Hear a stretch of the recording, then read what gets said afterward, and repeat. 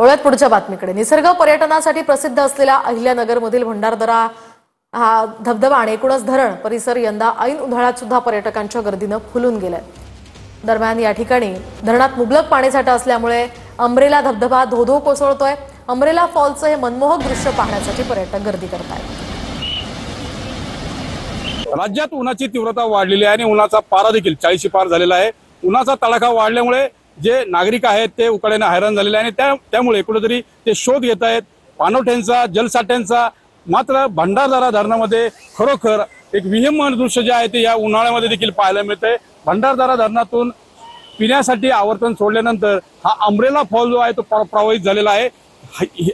गेल्या 4 वर्षापासून हा अंब्रेला फॉल जो होता तो प्रवाहित झालेला नव्हता। मात्र यंदा भंडारदरा धरणामध्ये 50% पाणीसाठा शिल्लक असल्यानं पिण्यासाठी आवर्तन सोडण्यात आले आणि त्यानंतर हा अंब्रेला फॉल जो आहे तो आता पर्यटकांना आकर्षित करतोय। 4 वर्षानंतर हे दृश्य जे आहे ते आता पर्यटकांना पाहायला मिळत आहे। त्यामुळे पर्यटकांची गर्दी भंडारदऱ्याकडे वळू लागलेली आहे। मनोज गाडेकर, TV9 मराठी, भंडारदरा, अहिल्यानगर।